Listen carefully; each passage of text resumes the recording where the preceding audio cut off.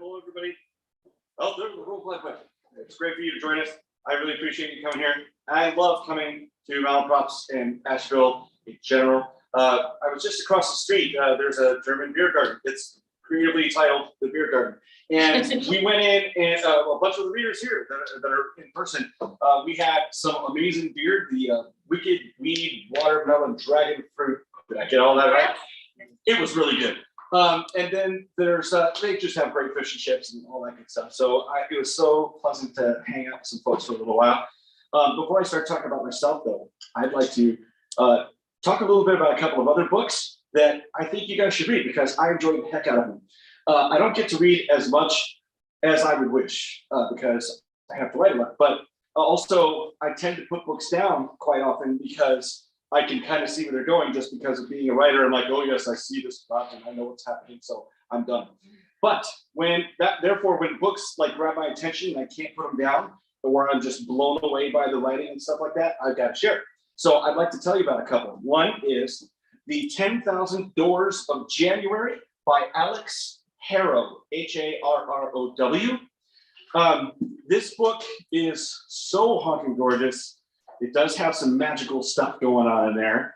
Lovely, beautiful language and some romance goodies stolen. Lots of feelings. Do you like to feel feelings? I do. So if you do, grab this book. The first time I ever went to a spa day, my wife's like, Kevin, there are these things called spa days. You should try them. I'm like, okay, sure. So we go, and there's a lot of pools, and I kind of, ignored those a lot. And there was a fire though in Zen music, and you could just sit down next to it, read. And I read this book, and when I got finished with it, I was kind of, feeling my feelings. I'm all weepy a little bit and stuff. And a very sweet lady who's sitting over to my right, she's like, "Sir, are you okay?" I'm like, "Just take this book and you understand." And I gave it to her. And I never heard from her again, of course. But I hope that she enjoyed the book. This is the kind of book, seriously, that people just give to people and say, read this, your life will be better. So that's what I'm doing, all right? You guys read this. Next book that I want to talk about is The Violence by Delilah S. Dawson. She gets full disclosure, she's a buddy of mine. We've written books together. But one of the things that I love about Delilah's work is that she writes such thrilling stuff that I can't put them down either. But she wrote a Star Wars book called Phasma. It's the only, Star Wars book that I could not put down. I had to finish it before, I slept. Same thing with this. I lost sleep because I couldn't stop reading it. So this is a thriller that has some issues in it.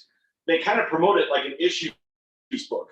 And that can be kind of a turnoff sometimes because you're like, I don't know if I want deep issues right now. I mean, look at the world. There's enough of those. But this is a thriller that also deals with issues, which is the best way to go, I think, in a lot of ways. You will enjoy the heck out of it, I think, and give it a try, please. The Violence by Delilah S. Dawson. Another one that I want to talk about, we just don't have a copy to show you, is The Bone Shard Daughter by Andrea Stewart, and that's spelled Stewart. It's an epic fantasy, incredible bone-based magic system, and it also has like an animal companion for one of the main characters, which you guys should like if you like Oberon, so you would enjoy this kind of thing. The first two books are out. The second one is The Bone Shard Emperor, and the third book has already been finished and turned into the editor, and it'll be coming out in the next few months. So it's a good time to jump on this trilogy because it's essentially finished, and give that one a try. I really love it. A ton of people love it, and I think you guys will dig it too. So thank you so much for paying attention to my spiel about picking other authors. I love it.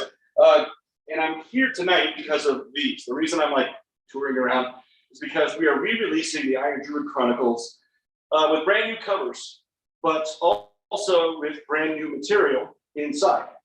I have had the chance to make some small changes throughout, which I really deeply appreciate because in Hounded, there was this bit where they talk about somebody giving their just desserts, and it said just deserts. And that's driven me mad for 10 years. I was like, I gotta fix that typo. So we finally got it done.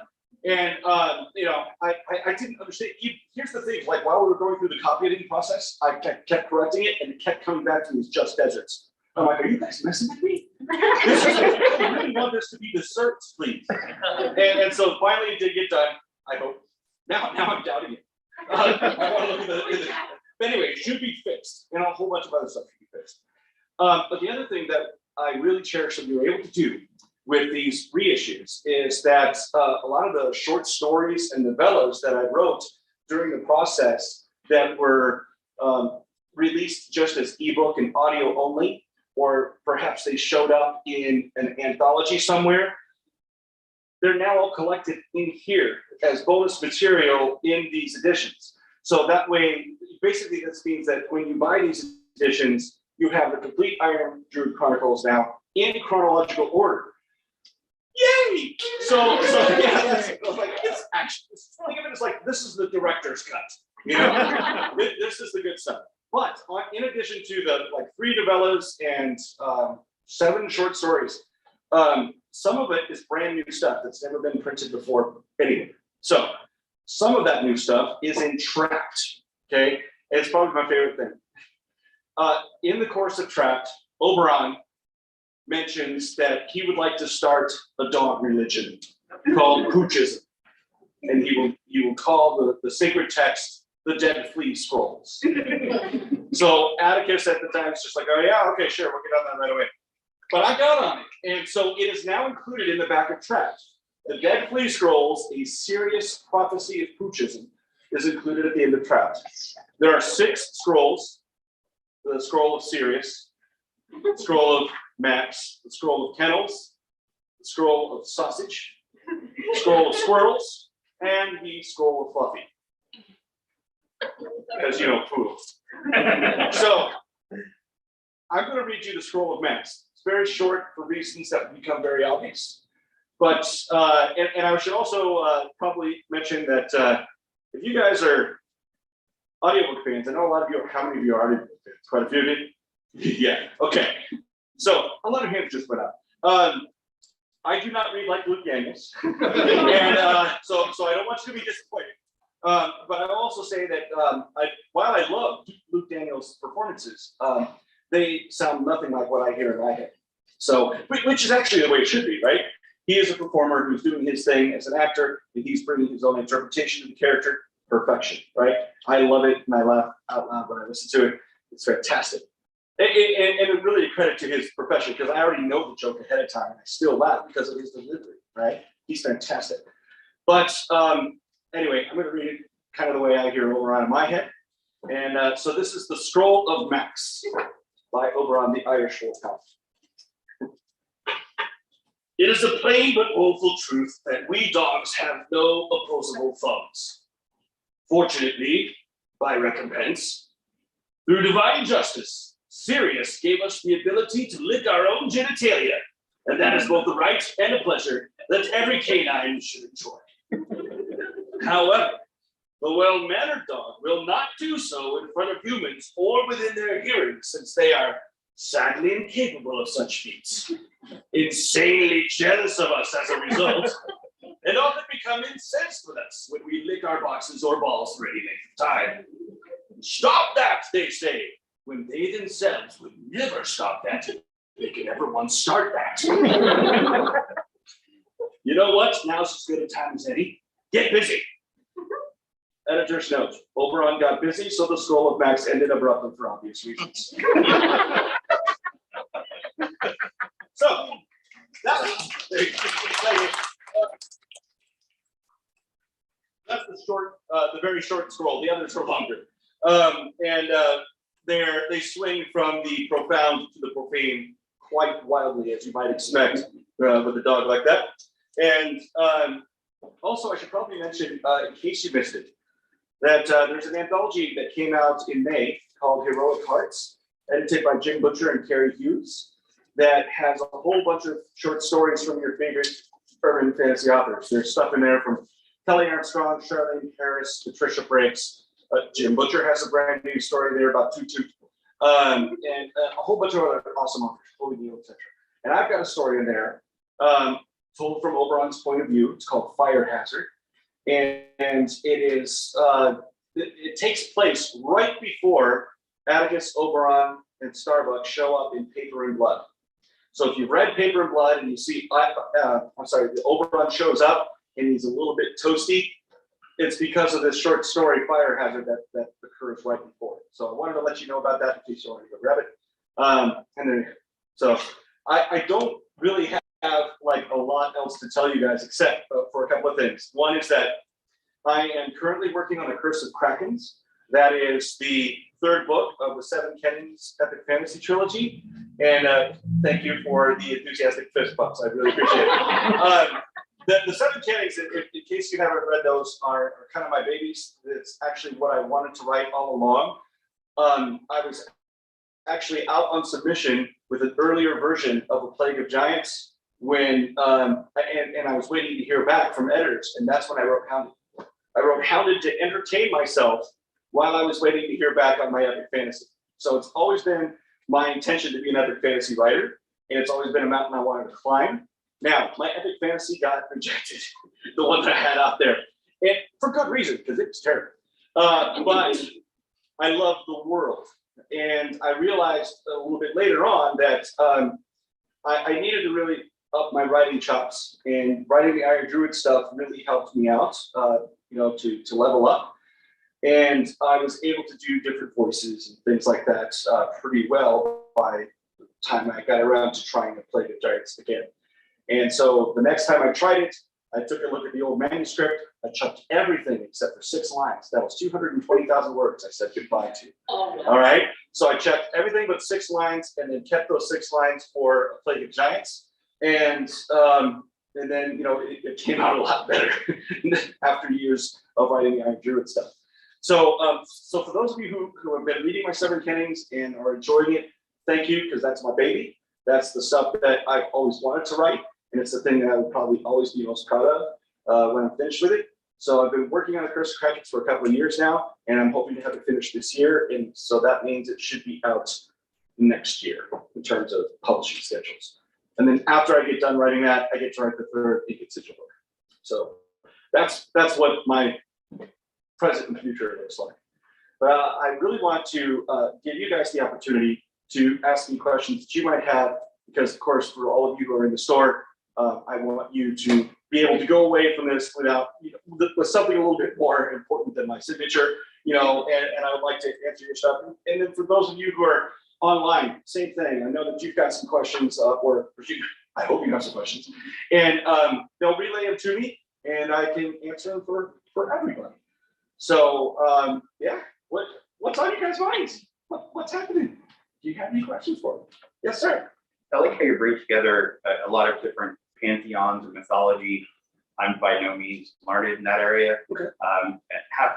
A lot of times, I read the Iron Druid books, and then I read other books and hear a reference to somebody. I'm like, oh, that wasn't just something he made up. How did you study that at some point to intentionally bring that together, or did it just kind of happen? Or yeah, so the question's about mythology. Did I study it? Heck yeah, I did. I was an English teacher for 17 years, high school English teacher. And part of that is teaching Greco-Roman mythology, sometimes a little bit of Norse mythology, but honestly, that was pretty much it. It was almost like the rest of the world's, mythologies and religions didn't matter, which sucks a little bit, let's be frank. So I was having kind of a little bit of a revelation about Irish mythology, the Irish pagan stuff, and how different it is from, a lot of other stuff that's out there, and how the Irish pagan mythology doesn't really get explored very well, beyond maybe some references to the Morrigan, sometimes Brian, but a lot of the other gods, like Flittish hardly ever gets a mention. She's there, Angus, Oak, all the rest of them don't really get a lot of love, right? So I saw that here's a niche that could be explored because nobody else is really messing around with it, and it's interesting stuff. Then I also was a student of religions in college, and I really enjoyed it, and I love the different journeys that everybody's on. Everybody's trying to be a better human being, regardless of whatever the faith is. You name it, they're trying to be better people, and they go about it in different ways, but they all have the basic same goal, and I respect and admire that. So that's why I try to be true to everybody's journey in that regard. I want to be accurate with everything that I possibly can. So sometimes it's a little bit surprising But I can always point back to, well, this is why this is the way that is. The one where I kind of stray a little bit away from the actual text is Thor. But I have a reason for doing it. Thor is a dick in my novels because he is an avatar for bad weather, and he does have he's quick to anger in the Norse myths. He has a very short temper. Okay, so if you're an avatar for bad weather and you're ready to fly off the rails, what's preventing you from being a bad guy? And there's not a lot other than expectations that he'd be a good guy. If he ever figures out that the only way he can ever suffer consequences for his actions is when he meets a really big snake, right? That's the prophecy, right? So because he has a prophecy that he really can't suffer any consequences for his actions until he meets Jormungandr at Ragnarok, I thought that because of his temperament and that knowledge of his future, he might slowly become a sociopath. That was my justification for that whole thing. Think about most people, I mean. Yeah, well, a lot of thunder gods, though, have the same basic qualities, but don't have the prophecy about their death that Thor does. That's what kind of makes it a little bit different. So that's why I was playing around with it a little bit. So, yeah, thank you for the question. Yes, Stephanie. Yeah, we've got a question from the online audience. Online And question. the question is, Kevin, what does Oberon think of meat squirrels? Meat squirrels. Yeah. Okay, that's a question. Meat squirrels show up in the Seven Kennings. They are carnivorous squirrels that hunt very large animals in packs and fall on them from the trees. The animals in the Seven Kennings can be terrifying. Please check it out. A lot of the times they are things that kind of would terrify me. I just think it would really suck to die from squirrels. Like if you're going to get eaten by a lion or a shark or whatever, do it right. Don't be taken down by a bunch of squirrels. So, but at the same time, a lot of I've heard about squirrel attacks and things like that. They're just like, hey, huge giant thing, I'm gonna bite you anyway. I don't care. So they show up in newspapers every so often. I think that's kind of fun. So Oberon, of course, would completely hate the idea of eating squirrels, but it would also justify his worldview. The squirrels are out to kill us all. So there you go. Thank you. Any other questions? Yes, please. I have a question that's not book related. That's okay. What are you watching on TV right now? On TV right now. On Showtime, there's a really fascinating series called The Man Who Fell to Earth, and it is sort of a continuation of this old David Bowie movie. So it's not rehashing the old movie of the same name. It's like picking up 40 years later, and it's fantastically acted and written and intense. But for all of the intensity that's in there, there's also quite a bit of levity and humor that I find delightful. So it just depends on your own tastes and what you can handle about stuff. I've also been enjoying Gravity Falls because a couple of friends told me that's a really fun series, and they were right. I enjoyed that series a lot. And then what else have I been watching? I've been disappointed in some Marvel stuff recently, but I'm not going to say what. But several of, I love the heroes, and then the way it's presented is a little bit not as cool as I hope. But I really have been enjoying, of course, John Oliver every week. So that's just a solid laugh every Monday night when it comes on, through my service that I use. So there you have it. Because I'm up in Canada, so it's weird how you get things like a day later or whatever, but I can eventually access everything. So thanks. What are you watching? Anything good that I should be watching? I'm rewatching Ted Lasso. I did that a couple too. Yeah. Yeah, Ted Lasso is fantastic. And I think season 3 is coming soon, hopefully. Yeah, let's do it. Bring me more of that. Yes, Steph. Yep, so another online question. How has your study of mythology shaped your opinion of people as a whole? Oh, okay. A lot of times the gods of various pantheons are reflections of humanity. They are so I don't like judge the gods any more than I judge people. A lot of times these gods just reflect what we are, and that's why they're often not perfect. The gods that are supposed to be perfect don't really, if you'll notice, they don't do a lot, because if they did a lot, then we figure out a way to say they're not perfect. Does that make sense? If they show up, if they have a lot of speaking lines, we would be able to criticize them more. So they're just they're very remote and don't talk a lot. So the ones that of the face that have a bunch of gods that are actually interacting with humans and so on, they have a lot of human emotions going on. And I found the Morrigan's particularly fascinating in that regard from the Irish trade. That she is incredibly fierce and she takes no guff whatsoever. But she also has a lot of vulnerability as well. She has a soft, chewy center that she feels she has to protect.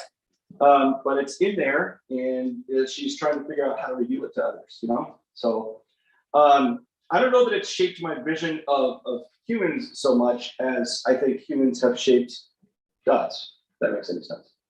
So there you go. I hope that was an okay answer I hope that answered their question.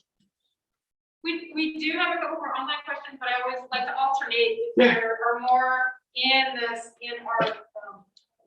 Yeah, anything from y'all here in the audience? Yes, please, Josh. So it seems like the idea of writer's fatigue has been especially prominent in recent years for a lot of authors. Have you experienced that, and how do you deal with that?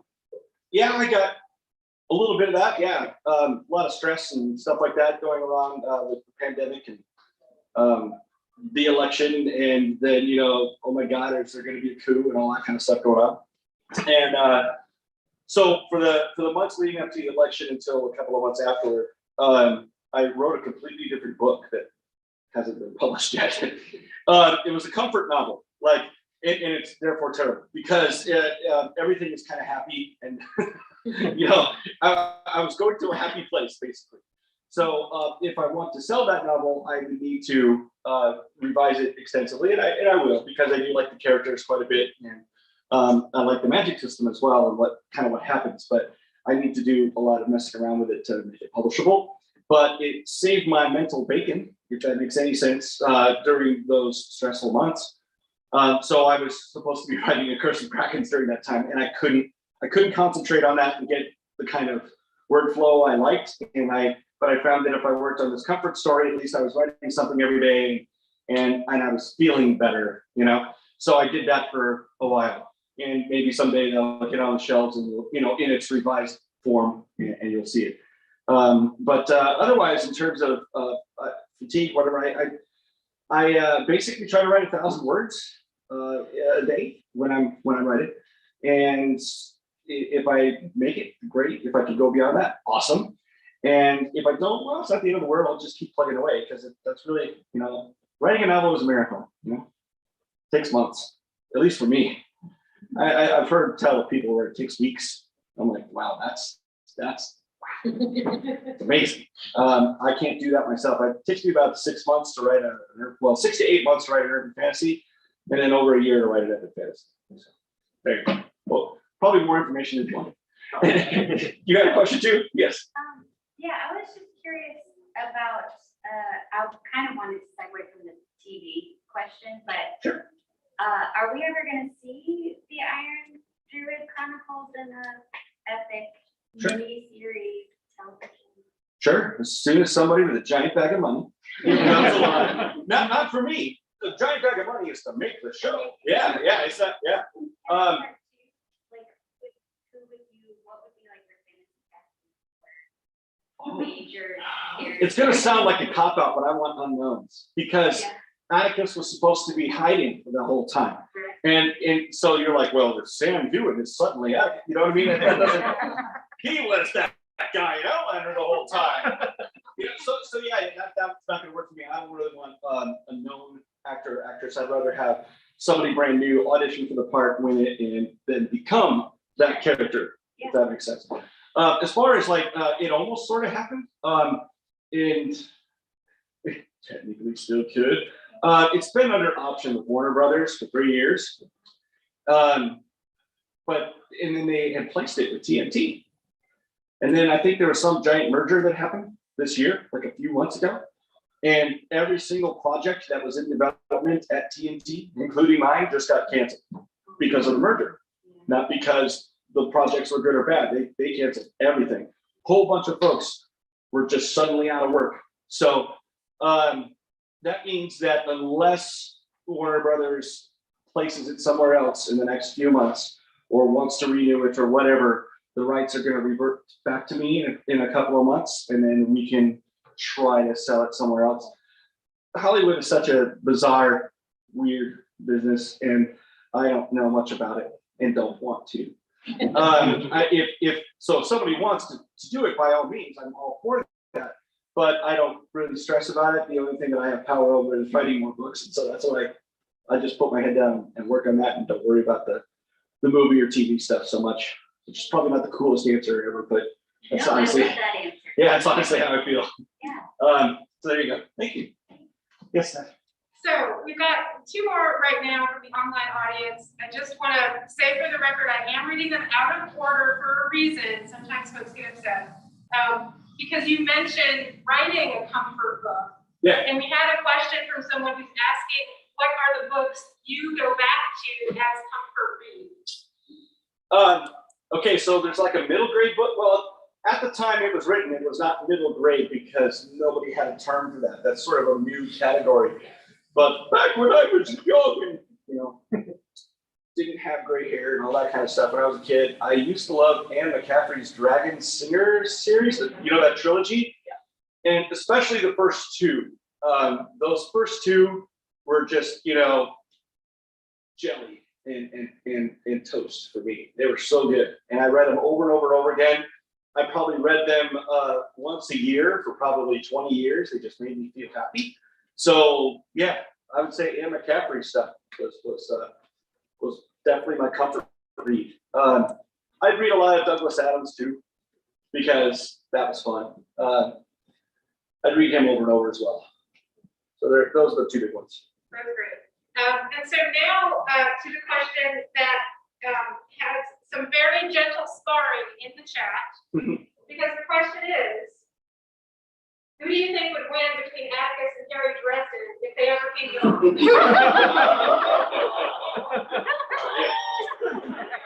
Yeah, I don't know. I'm sure there's probably a whole Reddit forum on that, which I have not read. I would have no idea. And you're within your, we don't shit on people, so you're within your rights to abstain as well. People at home are, they're working it out. Yeah, I think I'm gonna leave that up to y'all. I'm not totally caught up with. I think I'm behind a few books on the Dresden Files. So Harry might have more powers now than he used to, and I'd probably not. If I gave an answer based on what I now know, it might be super wrong because of recent developments. So I'm sorry about that. I'll let you guys duke it out, and we'll see. But I'm just gonna say, Oberon's very good for me.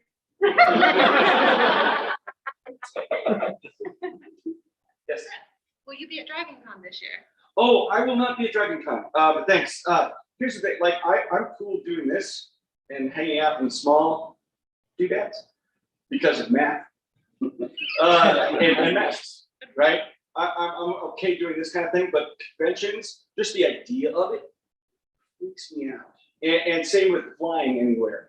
I'm driving with my wife in a car, so we know what's going on there. So I saw this math thing about it. Like if you're on a plane with 100 people, then statistically there will be at least one person on that flight who has asymptomatic COVID. You don't know. They could be next to you. They could be anywhere.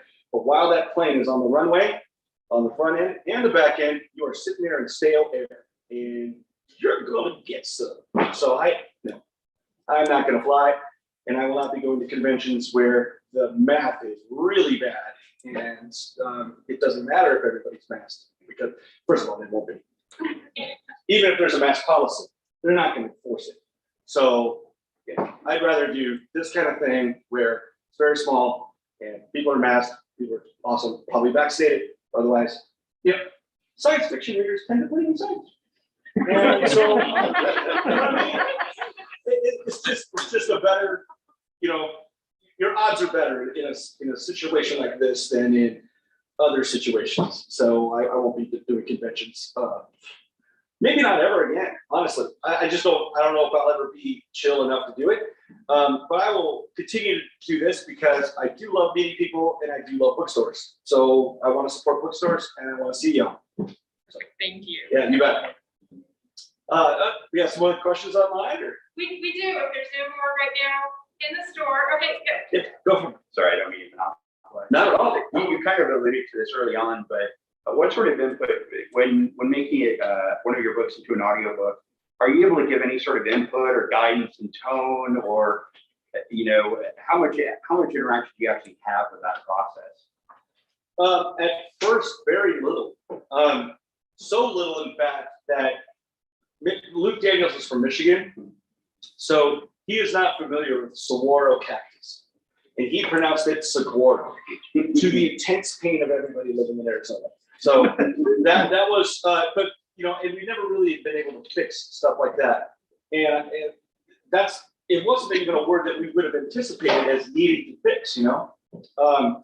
So, but later on, they said, hey, how do we pronounce this word? You know, they had a little phone call with me or whatever, and then sometimes I can, you know, talk to Luke ahead of time and say, hey, watch out for this particular thing, so on and so forth. We had a really good discussion about how to handle the Seven Kennings and the accents of the different countries there. So that was cool. But at the same time, I mess with him intentionally. There's one part of the stage where Granuel was running across Poland, and at some point she was going to have to stop for a potty break. Right? I could have had her stop anywhere, but no, I picked the city with all the consonants, and it's called. This is actually how it's said. Bydgoszcz. So there's a sh, which is fun, but you look at it and there's a CZ and then a ZH or something like that, or something going on there with the spelling. And it just looks like a nightmare in print. And yeah, I totally did that on purpose. I picked that one just to mess with him. So, and he knows it. He knows I'm going to try. He's like, bring it. I'm up to the challenge, you know. So he's totally good natured about it. But it's funny. Some of the other things that I think are not going to be that tough, he will unexpectedly have a problem with the way I phrase the sentence. And if you guys if you want to hear like a funny blooper reel, I wrote a sci-fi novella called The Question of Navigation that's available on audio that Luke did. And at the end of the novella, Luke includes his blooper reel. And he probably takes 5-6 takes on this one sentence that was just messing him up. And it wasn't on purpose. I didn't try to mess him up. He just had difficulty with it for whatever reason. So it's really kind of fun to listen to his process and what he does. So he actually records all that stuff in his own basement. He's got a little soundproof booth that he does, and so he gets to work from home, and you know he gets to read books. So, but nothing like on tone of how they. Obviously, the way that he voices something that you've written could make a very different character based on inflection, things like that. Yeah, I don't do that. I trust him as a professional actor to do whatever he's going to do, and if it is different, that's cool because again. As soon as I put the words on the page, the interpretation is up to every individual reader. When you're getting audiobooks, you're getting one particular performer's interpretation of that text. And that's kind of what you're paying for, right? So, but as an individual reader, you are always welcome to interpret those however you like. So it's all good. I'm happy with all of it. I'm just happy anybody wants to read my stuff. It's great. Thank you. Yes. So we've got a few more coming in from the folks at home. Next one up is if you could bring one character from the Iron Druid to life besides Atticus and Oberon, Okay. who would it be? Owen. Yeah, I would like to hang out with Owen, but just very carefully not say anything to take him home. Yeah, I think it would be kind of fun. What I appreciate about writing him is that because he's been brought forward in time magically, and he skipped over a whole bunch of stuff, everything is kind of new to him. All of our stuff that we take for granted, he's seeing new eyes, and I really enjoy that. Sort of, let's re-examine what we think is normal and ask ourselves, is that really normal? So he's basically really good at piercing through all of our modern bollocks and, you know, pointing out that we're kind of ridiculous in a lot of ways. So. We've got a couple more. I'll go ahead and read one more, and then we can check with the in-house audience. Sure. This one is a great question. Are there going to be more Ink Sigil books? Yes. Okay. I'm under contract for another one at least, right? And that will be written after I finish writing The Curse of Krakens. Now, whether that's the final book or just book 3 of however many is kind of up to your own. So please tell all your friends to buy Ink Sigil and get on the series so that the publisher feels that we should make more of these. So that's basically what it is. It's unfortunately, you know, part of the business, right? If you're going to continue a series, the series has to demonstrate enough bottom line stuff to justify doing more of it. And with every series, it doesn't matter which one it is. The first book is always the one that sells the most. And there's always a drop off in the subsequent books. So they have to have a certain amount where there's like, okay, well, we've gotten to book 3 and here's the sales. So does that mean that we can continue to sell some more with book 5, 4, 5, and 6 or whatever? So yeah, that's basically what has to happen there. It's a little bit up in the air at the moment, but I would love to keep writing more because they're fun. Yeah, thank you. Yes. Are you already decided where the third Ink Sigil book is going to take place? I mean, you went from Glasgow to Melbourne. Do you have a setting already in mind, or? Yeah, I've got to go do some research. I've got to do some location scouting. But there's a certain sliver of Scottish mythology that doesn't exist anywhere else. That's really like unique, which I find really fascinating because a lot of mythologies have things in common, like thunder gods or gods or goddesses of the hunt, right?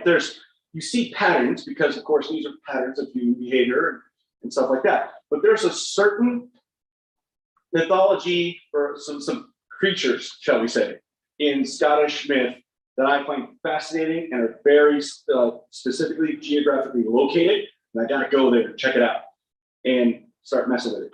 So I'd like to do that a lot for book 3.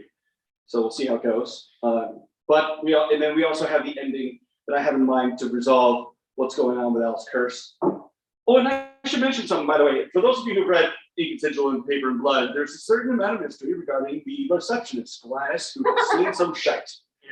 And that's her full name. And I've written a short story that will be out in an anthology called Unbound 3 in October. That is basically the origin story of Gladys, who has seen some shite, where you find out exactly what and who she is and why she has that name. And it's basically a conversation between her and Buck Foy in the Wizard Van, where nobody else can hear them. So that's coming in October, I think, from Grim Oak Press. And that was a lot of fun to write. So hope you guys dig it. It's a good time. Thank you for that question. We got some more in-house? Anybody here? Hey, buddy. Hey, so what's your inspiration for Oberon? Oh, gosh, I like dogs. I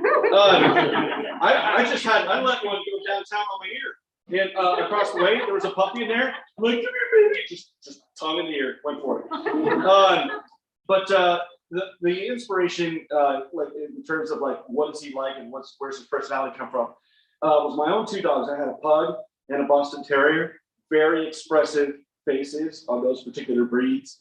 And super smart, ears, pick it up at any mention of food. They knew what was going on. So they unfortunately both passed away during the pandemic. So, but those were the inspirations for Oberon. And of course, Starbuck. Starbuck is very closely based on my Boston. So there you go. Thank you. So we have someone at home who just wants to hear a little bit more about your creative process. You talked earlier about your 1,000 words a day goal, but what else can you tell us about my creative process? Yeah. Okay. I was talking with some folks across the way.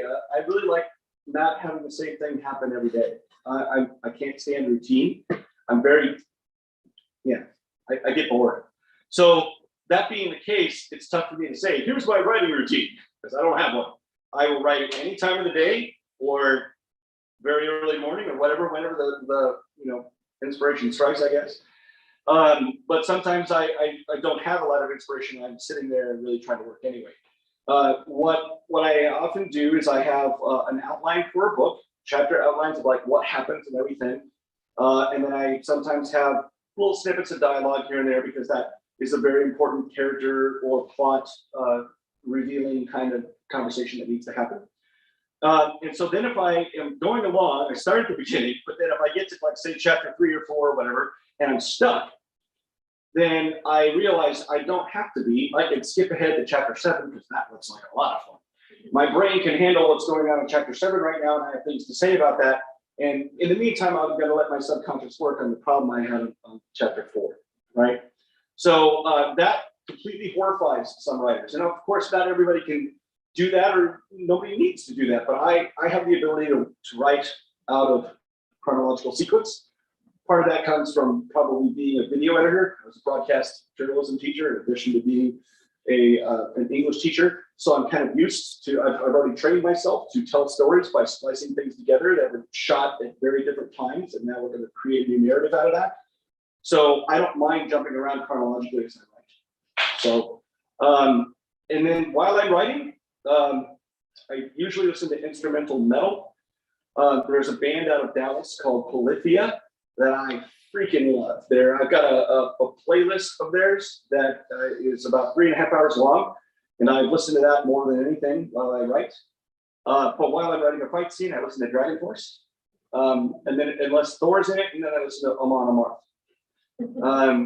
Twilight of the Thunder God got played 89 times in a row while I was writing about Thor in Hammer. So yeah, that's kind of what I do is I listen to a lot of instrumental music because stuff with lyrics kind of tends to interfere with my own words. The exception of that being the Dragon Force song Valley of the Damned. That really gets me going while I'm writing a fight scene. So there you go. Hope that helps. We're good. We got a couple here. We're gonna go here and then there. To segue off of that, do you have a specific place that you write, like a desk, and do you use a laptop or a pencil and paper? Yeah, I use a laptop. And then as far as places go, that varies too. I have an office. I go there sometimes. I'm often at the kitchen on my deck if the weather allows, which it does right now. Or I'm even on a couch. Sometimes I'll go out if there's outdoor seating these days, right? I will go out and write at a cafe or a bar or something like that. Anything that's different in the routine, because I think I know that your brain is stimulated by new experiences. It's part of why I love travel. I always come back from any kind of travel rejuvenated and ready to write because your brain's been stimulated to new stuff, and it gives you new ideas, right? And by the way, did you guys know that Asheville gets a shout out in book 3? Did you read that? Did you catch that? Yeah, that in Hammer, Laksha Kulasekaran is here, and Atticus comes to visit her and talks with her in a park and gives her the golden apple of doom. So, yeah, there you go. And that's because I was here at Malaprop, and I'm like, Asheville's cool. I'm going to put Laksha there. Anybody else? Yes, Karen. What software do you use when you're writing? I use Microsoft Word for urban fantasy, but my epic fantasies are written using Scrivener because they have the scene cards, basically. The ability to move things around is much easier in Scrivener than it is in Word, and I required that for the epic fantasy because I had 12 different first-person points of view. So especially with Plague and Dragons, when we're doing editing, I'm switching stuff around quite a bit in terms of the order that's being told, and I could not have. If I had to like highlight, copy, cut and paste, I would have gone insane. Word, especially because it was a 210,000 word manuscript. Yeah. Once you get over 100,000 words in Word, it likes to take giant dumps on you for no reason. It was just like, I'm done. I'm like, oh, there went my day's work, and I didn't say, Okay. So I don't like Word for the really big stuff until I have to. I have to send it to my publisher in Word, because that's the industry standard for it. Okay. But Scrivener is, doesn't crash because of the size of your novel. It's very stable. And it also allows me to do that editing. There's a lot of other stuff that Scrivener does that I don't even use, but I love its stability, and I love that it's constantly auto-saving. So even if like there was some sort of catastrophic problem with my computer or whatever, everything is always saved. I never lose anything. Okay. So Cool. that's crucial. Okay, thank you. You bet. Yes.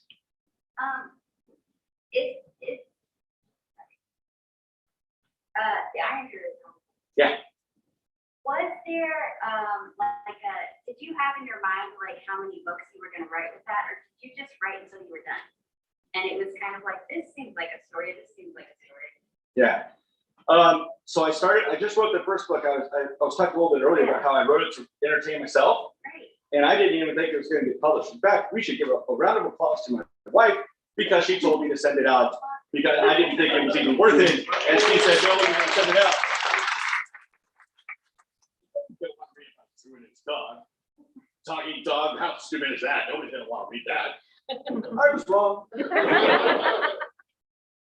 So the first book was intended to be what they call standalone with series potential. So it was supposed to be like you could read, count it, and be done if you want. Okay, but obviously more stuff happened afterward, and you could keep going. That was kind of the intention. So I offered Hounded as complete, and then hexed with a pretty decent outline of what was going on. I changed the outline later in terms of like I just moved stuff around in the order of things that happened. And then my outline for book 3 was Atticus goes to Asgard, and that was it. So that was on that basis, though, the completed book, the outline in that one sentence, they bought 3. So I was like, whoa, cool. Then it was like, wait a minute, hold on. Are they going to want any more? I have no idea. So thank you for buying the first 3 books, because then they let me write more. And that's the same situation with Ink Sigil. If you guys buy the books, then they'll let me write more. Okay. So once they let me write more, and book 4, they basically gave me another 3-book contract. But I was at this point hoping that I could tell the whole story the way I wanted to. And I knew it wanted to be 9 because 9 is magic in Irish paganism. So, but I started out book 4 and 4, 5, and 6. I still didn't know if I was going to continue it. And thankfully, this helped again. You all bought Tricked when it came out at the New York Times. And then it was like, well, okay, we'll let you do what you want now. So that stuff really does help. Yeah, I finally got to finish everything I want. I'll put all those novellas and short stories and things like that came along. Those were things that I did not originally plan, but I realized as I went along, I actually had questions about what was going on, and I'm like, I think this would be cool, and I could develop this, and these side characters, and so on and so forth, and answer questions for myself as well as entertain other people if I write this story. So that's where all that stuff came from. It was. Again, all of it was me entertaining myself, but hopefully entertaining other folks too. And I did, however, at the very beginning of Hounded, I knew that if I ever got the chance to tell the story the way I wanted, I knew where it was going to go. So in chapter 2 of Hounded, there is a line that refers to what happens in book 9. But nobody, you know. So people are like, how could you do this? You didn't communicate any of this. I'm like, let me refer you to Hounded, where I did communicate. With evil foreshadowing. So, but also, I mean, there's a lot of other things that, foreshadowing along the way too, but I specifically set one thing up in Hounded that was the answer to a whole bunch of questions that came later on. Like, here's your answer right here. So that was fun. I don't have any evidence, but I think we could find magic in 10, 11, 12. Well, the Ink Sigil series is really a continuation of the Iron Druid universe. It's not Atticus telling his own story anymore, but he's in them, and he's having his adventures, and so are all the other characters. They're all doing their own thing. So anybody from the Iron Druid Chronicles can show up in Ink Sigil, and will if I get to write them. So, there you go. Thank you. You have any more? You're all set. Yes.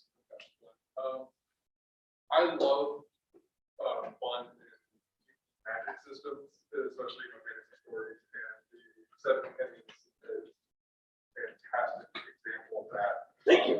I'd love to see a tabletop RPG of that, but I don't get that comes to back to money.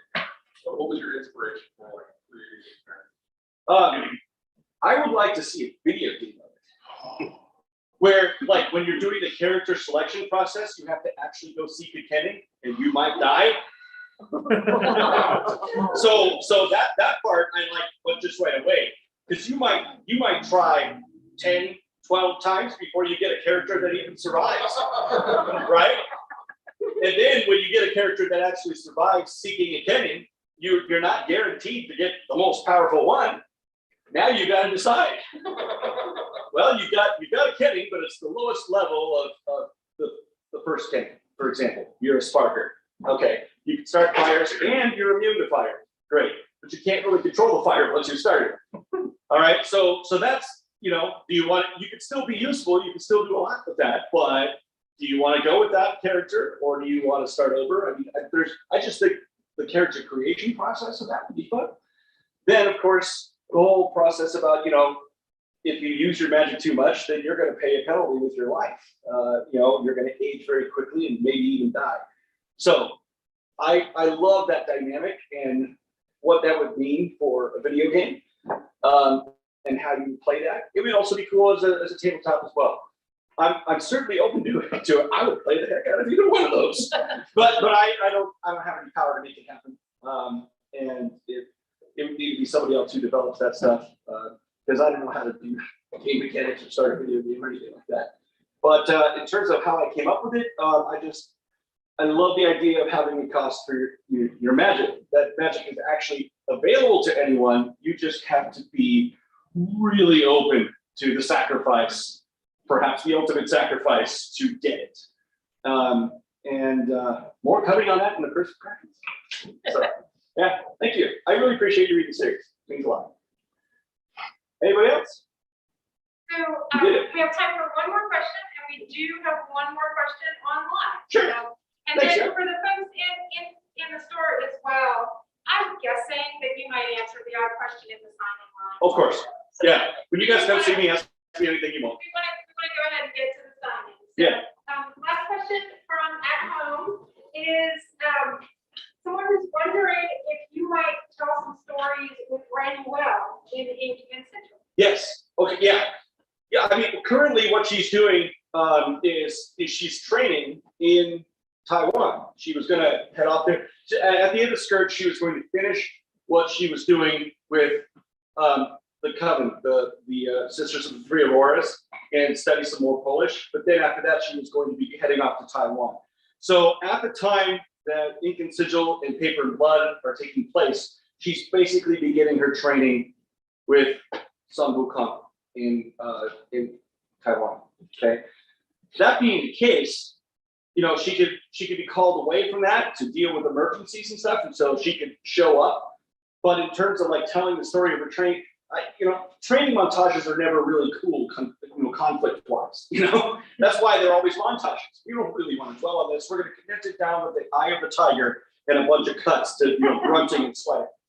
So that kind of thing is like also why we won't have a lot from Owen necessarily, unless he is called away, for an emergency kind of a thing. Because he's training his growth, right? So they can certainly show up, but how and when and under what circumstances is a little bit up in the air. Depends on how much room I have to expand the constitution. We actually have 2 people at home who are very excited. So. Okay, good. Yes. Yeah, you betcha. By the way, I have a small story about the whole, the way Granuel fights in the last book. And all of that stuff that was happening in Taiwan is thanks to a book festival in Taiwan that invited me out there. I got to go to Taipei, and while I was there, the publisher said, "Hey, there's a martial arts expert who likes your books and would like you to come to his dojo for a demonstration. Would you like to go?" I'm like, yeah. So apparently this guy was part of Taiwan secret police and stuff, and he was proficient in all the things. he had weapons collections, like, but still, he collected them from wars. So some of them still had blood on them. It was kind of gross. But at the same time, fascinating, right? So he was expert in all these different weapons. And he said, you know, I love the way you do most of your stuff, but you're actually not doing enough with Ronnie on what she can do with staff, because she actually should be far more deadly than she is. And I didn't realize what he meant. Well, because what I've seen in movies and stuff like that, it's a very defensive weapon, the staff, and you don't understand what's going on. He says, well, you've seen some demonstrations then. I'm like, yeah, I have. He says, okay, so you see these guys, they're going along and they kind of do this little double tap on their opponent's staff. I'm like, yeah, why do they do that? He says, well, the first tap knocks their staff away or their weapon, whatever it is that they're using, whether it's a sword or whatever. So the first tap does that. The second tap is where they kill you. I'm like, what? He's like, well, they're being courteous in tapping the weapon twice, but in actual combat, you tap the weapon once to knock it away, and then the second one goes up between your eyes, because all they gotta do is twist their wrist. So you get at the end of a stab right between your eyes, you're dead. So that was the thing that blew me away, because I never realized what was going on there, and how deadly Grudge Bell could actually be in a fight. Because he showed me some other stuff too, and I was like, this is a really dangerous thing.